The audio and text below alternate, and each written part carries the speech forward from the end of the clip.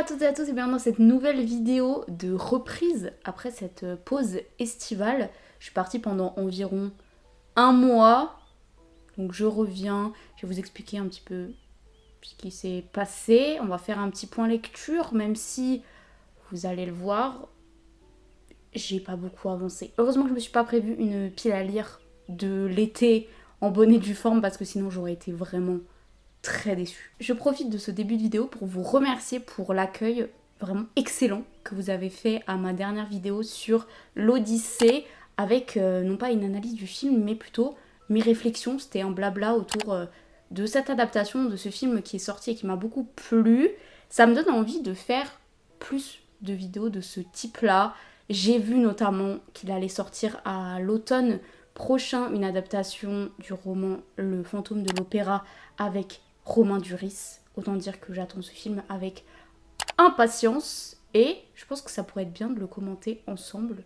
On verra. J'ai vu également, et ça, la date de sortie n'est pas encore publique, mais qu'il va y avoir une adaptation avec Billie Eilish du roman de Sylvia Plath, La cloche de détresse, roman que j'avais pas spécialement apprécié, mais sur des thématiques intéressantes. Et je me dis, si on modernise le point de vue et qu'on enlève les choses très problématiques que cette œuvre peut contenir, je me dis que ça peut être assez sympa. Et je trouve le choix de l'actrice principale assez intéressant et bon, parce que Billie Eilish, elle traîne vraiment cette image de jeune fille très rêveuse, mais aussi en proie à des pensées noires, à de la mélancolie, à de la tristesse, tout comme Sylvia Plath et le personnage de La cloche de détresse. Donc je me dis que ça peut être pas mal. Et ce roman est très connu et il fait beaucoup parler, donc à suivre. À la base, j'avais pas vraiment prévu de faire une pause cet été, mais il faut croire que la première année de doctorat a été particulièrement éprouvante et qu'il a fallu que je mette pause sur tout, le travail, les vidéos, la lecture. Ça m'a fait du bien. Je reviens un peu plus en forme avec plein d'idées, de concepts, de vidéos, etc. Le bilan de ma première année avec éventuellement vos questions sera tourné dans les prochaines semaines. Il sortira, je pense, fin août, début septembre pour qu'on puisse clôturer ce chapitre et passer à une nouvelle ère qui est la deuxième année de doctorat. Là encore, on va retrouver les fameux vlog tests. J'espère en faire plus cette année, maintenant que j'ai bien pris mes marques dans mon université, dans le milieu de la recherche et de la thèse. J'espère également pouvoir continuer à créer des vidéos qui me passionnent sur des sujets autour de la littérature, du matrimoine, de la littérature de l'imaginaire. C'est un petit peu ce que je fais le plus. Les classiques aussi. On va revenir avec du classique bientôt. Et j'espère que cette nouvelle saison, entre guillemets, de vidéos va me permettre de ramener beaucoup plus d'invités, des copains, copines à moi, des collègues, doctorants et autres. C'est vraiment quelque chose que j'ai envie de mettre en avant cette année, les discussions à plusieurs, les formats un peu plus collaboratifs. J'espère que ça peut vous plaire si vous avez des idées de personnes avec qui je peux faire des vidéos, qui sont sur les réseaux et que vous aimez bien, que ce soit sur la littérature ou plus l'aspect doctorat, études, etc. En sachant que, normalement, si tout se passe bien, je vais voir dans pas si longtemps Angélique de la chaîne Miroir d'encre, que j'aime beaucoup et qui va commencer sa thèse à la rentrée. Donc j'ai très hâte de pouvoir en parler avec elle et peut-être de faire quelques vidéos, je ne sais pas. Je lance ça dans la nature. J'ai pu également observer que mes vidéos sur les études de lettres, la licence, le master, le doctorat vous sont beaucoup intéressés, surtout cet été, donc peut-être que vous êtes en train de préparer votre rentrée. Si c'est le cas, je vous souhaite de la réussite, de la passion aussi, c'est très important.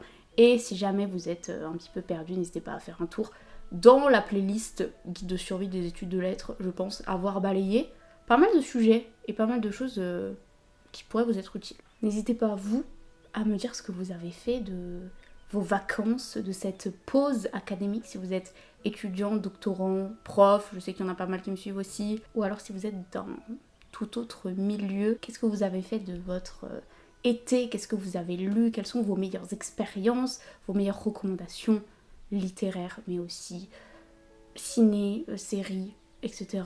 Bref, faites-vous plaisir, j'ai aussi envie d'avoir de vos nouvelles. Pour ma part, ces vacances n'ont pas été vraiment placées sous le signe de la lecture, pour ne pas dire que c'était absolument catastrophique à ce niveau-là. J'ai pas ouvert beaucoup de livres ces derniers mois, j'avoue.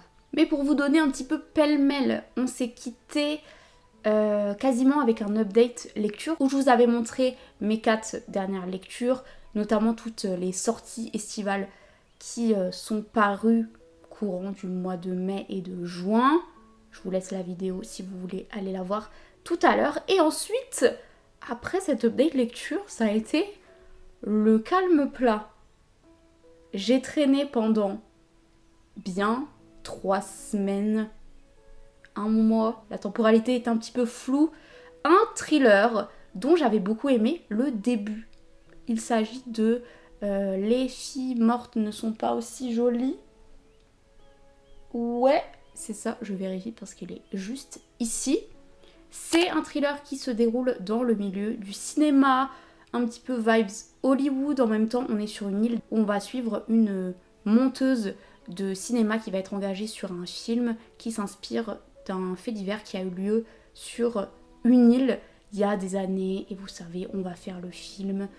Les acteurs vont être plus ou moins menacés par les locaux qui veulent pas trop que l'histoire s'ébruite ou qu'on découvre des secrets. C'était pas mal, et surtout le point de vue du personnage féminin, du personnage principal, qui était monteuse de cinéma et qui faisait beaucoup de métaphores et de comparaisons avec l'histoire et le milieu du cinéma. Je trouvais ça hyper intéressant, hyper frais, ça changeait, mais ça tire beaucoup trop en longueur. Honnêtement, quand la moitié du roman commençait à arriver et qu'on n'avait toujours pas bougé un pied dans l'enquête et qu'il se passait pas grand chose, je me suis dit que ça allait peut-être être un petit peu long. Et comme je vous l'ai dit, ça s'étire sur des semaines ou des semaines de moi qui galère à lire et qui n'avance pas dans ce livre. Et quand je mets mon nez dedans, il se passe rien non plus là-dedans. Bref, c'était un peu une catastrophe à ce niveau-là. Donc j'ai décidé de le DNF, de l'arrêter. Par curiosité, je suis quand même allée lire le dernier chapitre et j'ai cherché des spoils sur internet. Et sachez que je n'ai rien raté. Et ensuite, pas grand-chose de bande dessinée. On a d'abord Les Petites Victoires, qui est une bande dessinée autobiographique sur un père qui découvre que son petit garçon est neurodivergent et qu'il est sur le spectre de l'autisme. C'est une BD que j'ai trouvée hyper touchante et en même temps elle n'est pas du tout donneuse de leçons, dans le sens où le père, le personnage, découvre en même temps que nous la manière de fonctionner de son enfant qu'il va pas comprendre. Évidemment, il va passer par plein d'étapes, le rejet, la colère, la tristesse, l'acceptation. On peut avoir quand même quelques clés, mais sans jamais tomber dans le conseil ultra rigide, etc. C'est une thématique qui m'intéresse beaucoup, donc j'aime bien lire à ce sujet. Et j'ai trouvé que le témoignage était très intéressant. Ça reste quand même très doux, très accessible. Que vous soyez pas du tout familier au sujet, c'est absolument pas grave. Vous allez en retirer quelque chose, je pense. C'est aussi un très beau roman sur le couple, la parentalité, et c'est des sujets qui sont, somme toute, très intéressants. Ensuite, j'ai lu la BD Les Fauves que je vous ai présentée dans mon dernier vlog, où je vous montrais un petit peu mes derniers achats, qui est une BD féministe qui porte sur l'amitié féminine. Notamment, on va suivre 3 colocataires, 3 personnages féminins. Chacune a évidemment son vécu, ses histoires, etc. Et elles vont toutes être confrontées à une situation injuste due au patriarcat. Évidemment, je vous apprends rien. Et elles vont vouloir tout simplement se venger, mais de se venger d'une manière un peu plus pacifique et artistique. Et j'ai trouvé que c'était une BD vraiment drôle, elle est très très dynamique, on passe vraiment d'une scène à l'autre. Le dessin est extrêmement coloré, les 3 personnages sont haut en couleur, si je peux me permettre le très très mauvais jeu de mots. Et moi j'aime beaucoup notamment lire des BD féministes, je trouve que c'est beaucoup plus accessible et beaucoup plus parlant que des essais très théoriques, même si il faut en lire aussi, mais je trouve que c'est une bonne porte d'entrée à ces sujets-là et à d'autres sujets engagés. la bande dessinée c'est toujours bien, c'est ludique, c'est drôle, ça nous énerve aussi, on passe par 1000 sensations différentes. C'était vraiment très sympa, je recommande. Maintenant, quelles sont les lectures qui m'attendent et dans lesquelles il faut que... Enfin, pas il faut, j'ai très envie de me plonger pour la suite. Je vous avais présenté une autre BD qui s'appelle Après l'éclipse et qui est toujours sur l'amitié féminine et qui est une BD féministe. En plus, Après l'éclipse, il y a quelques jours, il y a eu une éclipse. Le lien est un peu tiré par les cheveux, mais je pense que c'est le bon moment de lire cette BD. J'ai aussi le tome 2 de la duologie All of Us Villains. Le premier tome avait été ma meilleure lecture de l'année dernière. Et là, j'ai acheté enfin le tome 2 que je vais lire avec une amie. J'espère qu'elle pourra venir sur la chaîne une fois qu'on l'aura lu, pour qu'on vous parle de cette duologie qu'on a absolument adorée. Enfin, pour l'instant, le premier tome. Mais honnêtement, je me fais aucun souci sur le deuxième. Je pense que ça va être aussi un coup de cœur. Je sais que je vous bassine tout le temps avec, mais on est sur de la fantaisie, une histoire de tournoi, de famille, d'ados qui doivent se battre contre des malédictions, etc. Hyper stylé, j'ai très hâte de lire la suite. En plus, elle est énorme. C'est-à-dire qu'en plus, je l'ai prise en grand format. Elle fait, je crois, 700 ou 800 pages. Ça va être absolument incroyable. J'ai hâte de retrouver les personnages et de leur dire au revoir dans le même temps. Les Mémoires de la forêt aussi.